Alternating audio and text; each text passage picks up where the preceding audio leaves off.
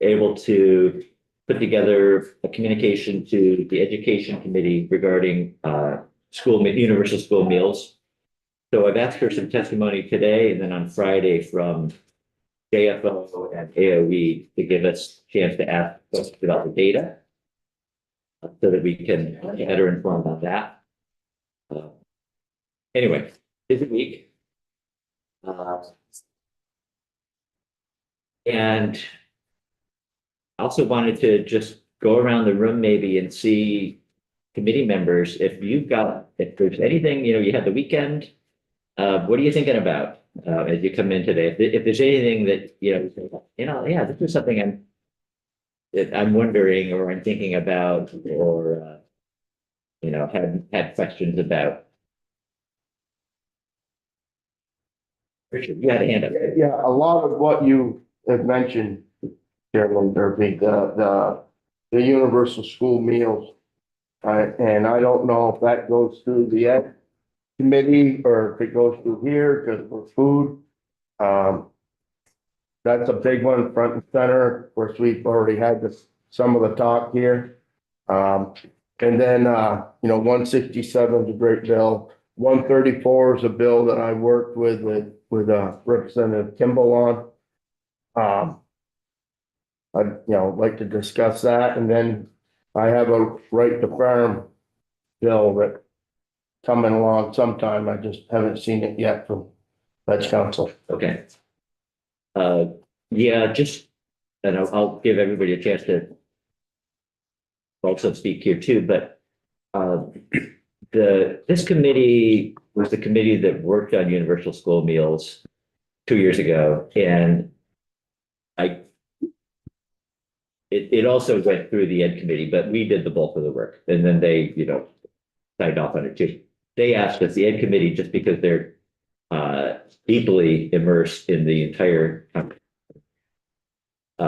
asked us to be the ones now who have the follow-up conversation. So that's why, yeah. And then, I think I'm gonna, if we can, I'm gonna try and get Representative Kimball to come in this week. It's not scheduled right now, but we left open a few spots, and it might be Friday before we're able to have him come in. Yeah.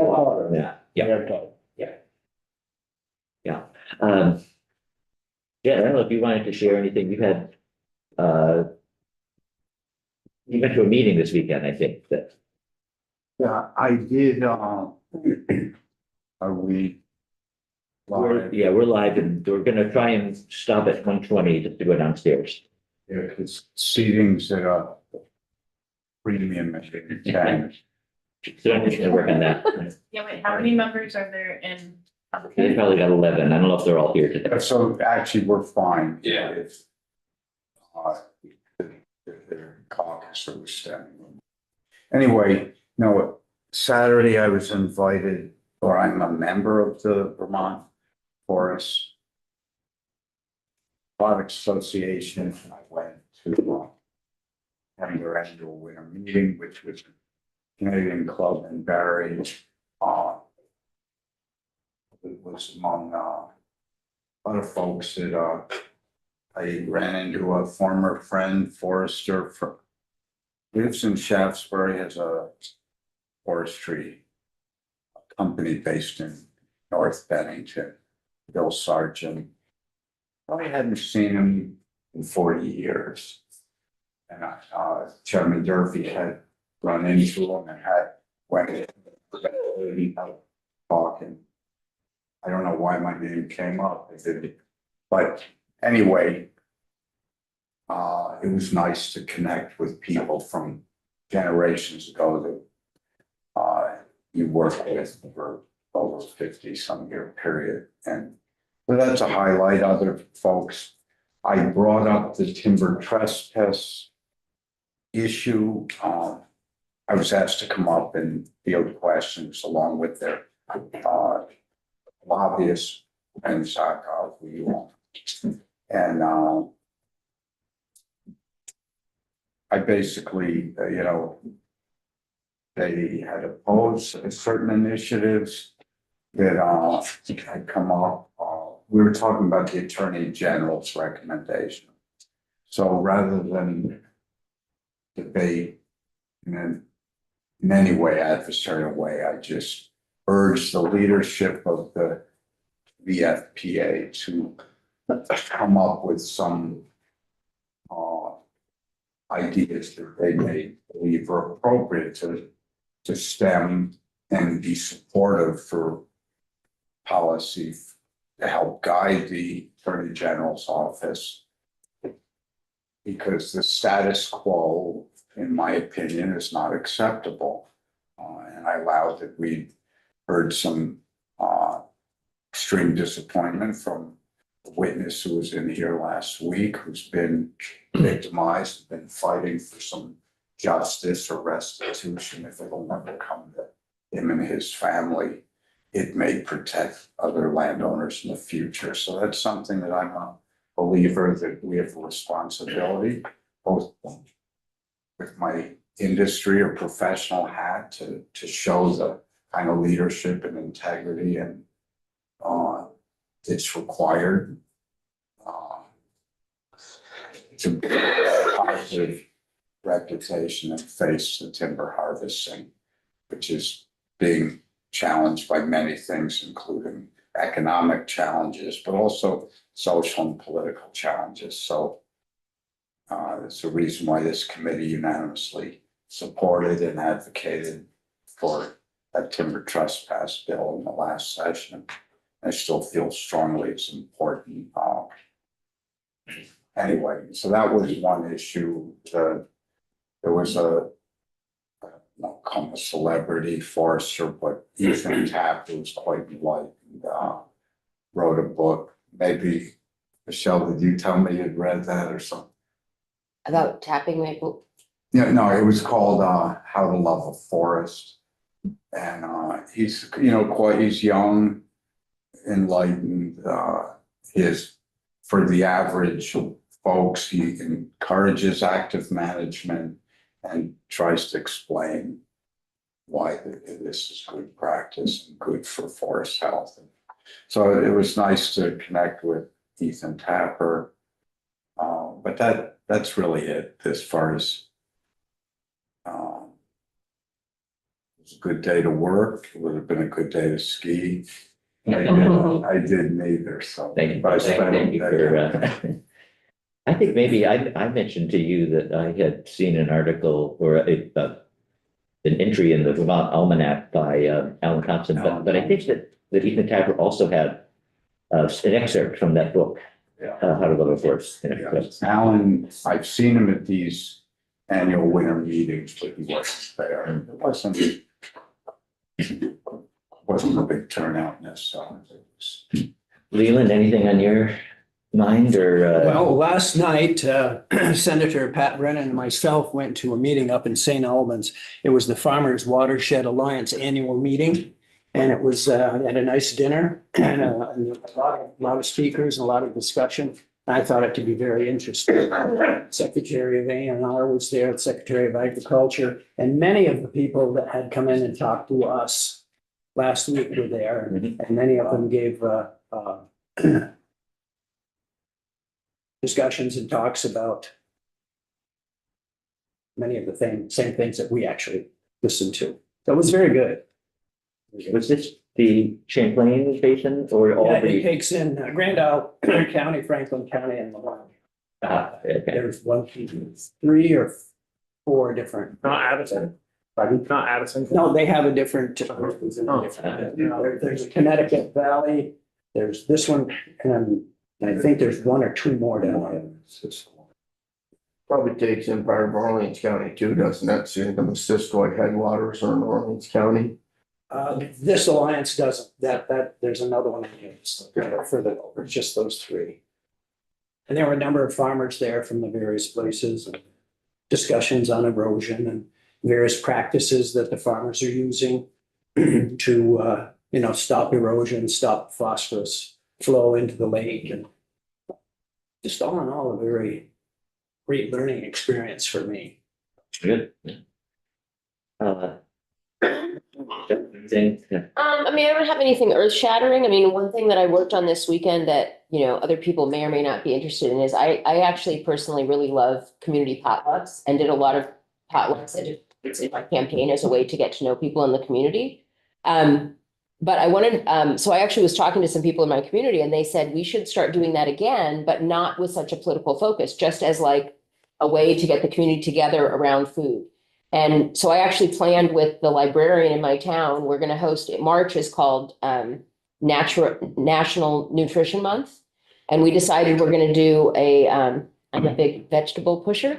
So we're gonna do a vegetable celebration potluck and invite people in the community, whatever they usually eat, to come and bring like vegetable forward food that they can share and eat with each other and learn about healthy food and meet each other and connect around healthy eating and Vermont produce. Great idea. And so I'm actually super excited about having the vegetable celebration potluck. And if anybody wants to borrow my idea and have one of your own, go for it. But our first one, so we're doing our first one the week of town meeting because we'll be home more often.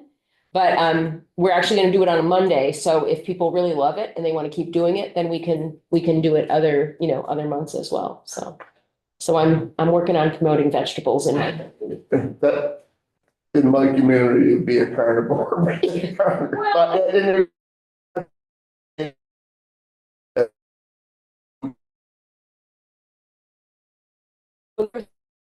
I mean, what I think about is a lot of people, like I go to the grocery store and I see people carrying like, their line of food is like potato chips and candy and everything is processed and fatty. And it's like, there's nothing fresh on their conveyor belt, And so even if you were going to say like, hey, let's have a healthy foods potluck for Nutrition Month, and like, you can eat healthy with a whole mix of different things, but like, try not to like leave the junk out, and whatever that looks like in your community, it might be building some folks and just a way for people to connect and share. And I think the socializing is important, whatever you're eating. But our hope is that we'll sort of slip in some healthy eating inspiration along the way as well.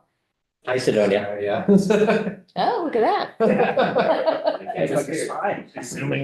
Yeah, yeah. Greg? Yeah, I've met with, Cabot principal this morning and, Danville principal last Friday, I think, just to connect with them. And get their thoughts and whatnot on the, cause I feel like there's some anxiety out there about what's happening with public schools and the governor's plan, so. That's been good, getting their thoughts, and I'm gonna meet with Peacham's principal on Friday. And yeah, went to select board meeting last week at Peacham, because I didn't, during my campaign, I didn't really do any of that, so. It was refreshing to go to there, super small and quick. I was like, wow, this is a great select board meeting. Yeah. Well, what was the feedback from the principals? They're kind of just similar to what we're doing, just waiting and seeing. I mean, but they kind of want to know what's coming, basically.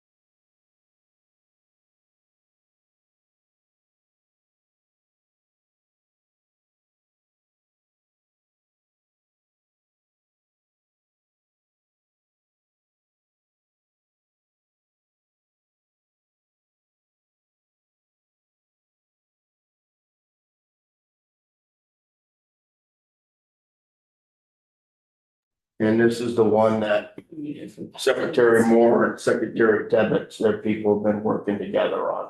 Yeah, okay. I just did a quick check. It said for short form, February 15th. It's the deadline. Oh, February 15th. Okay, Saturday. That's coming up. All right. So just need it. Double check, but that's what. We got 4 days. It's part of a meeting, Yeah, and I okay, just unmuted it. yeah, And then just tell me when you're done and I'll end it from down there. okay, we're done, I think. Okay. Want to end it from here, or no, you need to go to, okay. So, let's wrap up there, because I want to give everybody a chance to get downstairs. I did ask Representative Black, who chairs the healthcare committee, if she would chair, this coming meeting, partly because of my hoarse voice, and since she dealing with the health department, I thought, it'd be appropriate to ask her. So I'm sure she'll run the meeting like we do here, asking for people to raise their hand to be recognized. I don't know how much content Dr. Levine has. We do have E.B. Flory in the room also, in case there are questions that are better directed at her. And yeah, I think that's it. So, Is there some sort of PFAS coming in regards to agriculture? I think there is. Okay. Yeah. I have one. Yeah. Yeah. Okay, good. We'll see you all downstairs in a couple minutes. And I think, 10, 11? At 1:30. No, room 10.